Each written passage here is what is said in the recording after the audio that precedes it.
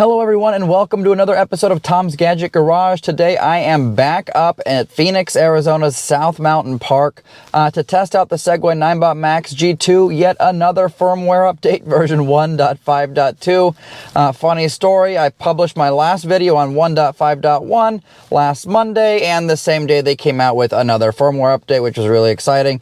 It turns out that this firmware update actually covers the same issue as the first one, so maybe an improvement.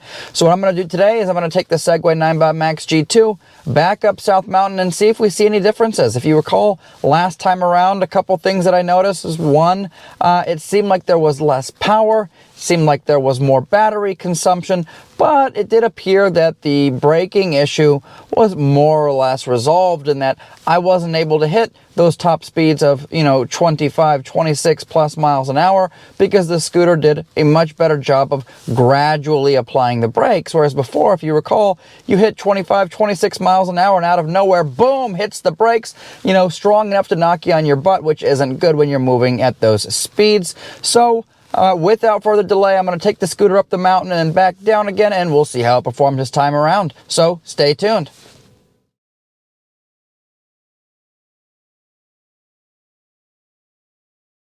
There you have it. We are at the top of South Mountain here in Phoenix, Arizona with the Segway Ninebot Max G2 after the 1.5.2 firmware update. And I'm actually pretty excited to tell you what the experience has been so far. So last time around, by the time we got to the top of this mountain on this scooter, we were at 21% battery remaining. We are currently at 34%, so that's an actual market improvement compared to last time up the mountain. Now, I did not make it up unassisted. I did have to kick the scooter, but this time around in the last 30 yards or so, whereas before it was like 300 yards of kicking. So there is an improvement there. One thing that I'm noticing that is the same thing as last time is the scooter does have some speed abatement measures in place that prevent you from going faster than the maximum speed of the scooter.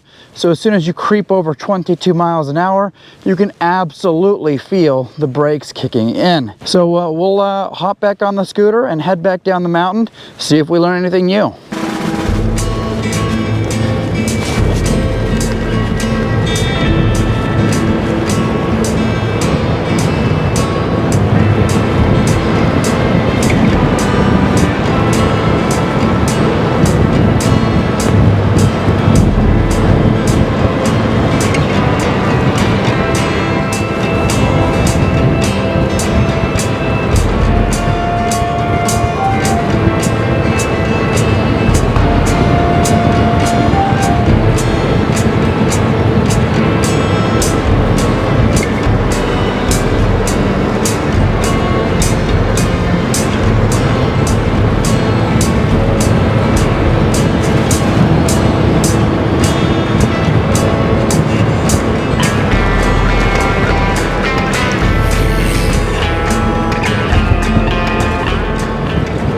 So far, I've really only been able to hit about 24 or so miles an hour.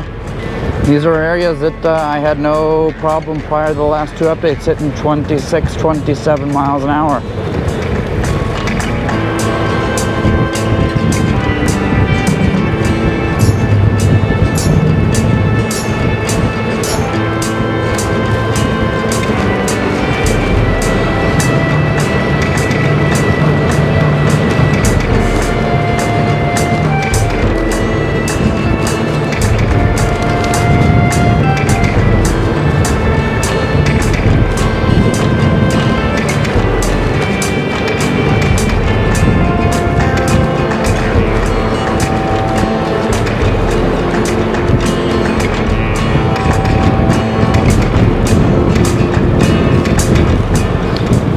Like I said before, scooter does a really good job at preventing you from overspeed situations.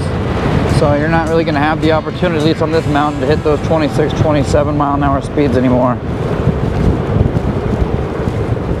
So overall, the braking profile is much smoother.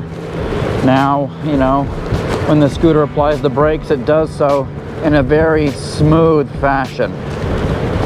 Whereas before it was very aggressive, startling, and quite frankly, a safety hazard. So definitely like the fact that they've been able to address this.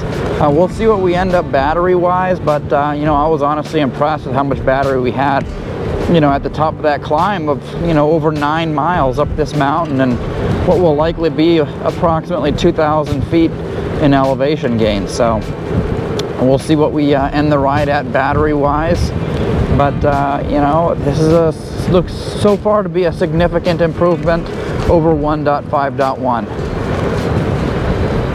Also keep in mind that, you know, basically this entire ride I've had my thumb full down on the throttle. So this scooter's been putting in maximum effort the entire way down and up.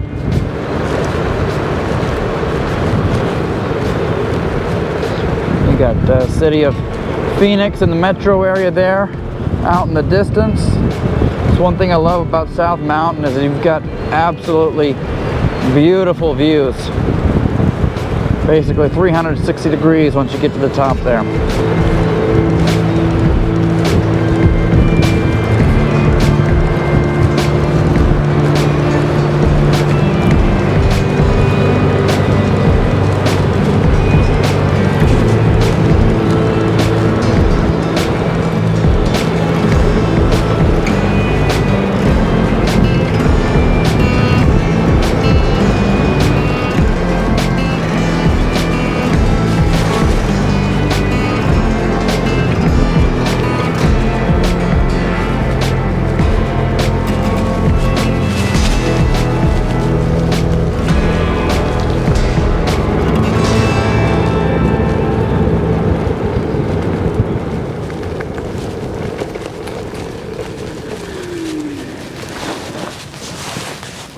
All right, everybody, so my testing of firmware version 1.5.2 is complete, and all I can say is I am impressed. This is a significant improvement over version 1.5.1, so if you are curious what the differences are, there's some pretty big ones. So last time around, my average moving speed up the mountain was 16.6 miles an hour. This time around, it was 17.2 miles an hour, so I was actually able to make it to the top of the mountain at a faster clip. Last time around, when we got to the top of the mountain, we had 21% battery remaining, which was awful. Had some concerns for me because I still had to make it, you know, many miles back down the mountain. This time around, there was 34% battery remaining when I got to the top. I also had to do a significant amount of kicking within the last, I think, 300 meters or so. This time around, it was really the last, you know, 50 meters or so of kicking to get to the top. So significantly more power. Obviously not as awesome as it was before both of these updates, but it's a significant improvement, you know, compared to the previous 1.5.1. Now, on the way back down the mountain, all I can say is that the scooter does a really good job of gradually slowing you down once you go above the set speed limit. And this time around, I wasn't able to go any faster than 24.4 miles an hour, whereas previously, going down this mountain before these two updates, 1.5.1, 1.5.2, I was able to hit 26, 27 miles an hour, which was really exhilarating until that emergency ghost braking kicked in aggressively. You don't have any of that anymore, at least on this mountain going at the speeds that I was going. So for all intents and purposes, in my point of view, I feel like the ghost braking issue may finally be resolved. Now, will that continue to happen? You know, when you're going down even steeper mountains, I'm not sure, but for my testing, I can see a significant improvement. Now, if you enjoyed this type of content, consider liking and subscribing to my channel. I do post videos weekly covering everything from electric bikes, electric scooters, electric unicycles, other personal electric vehicles. And if you found this content helpful, please let me know in the comments if you have any questions at all whatsoever. I'll be happy to answer those. And as always, thank you so much for tuning into Tom's Gadget Garage. We will see you next time.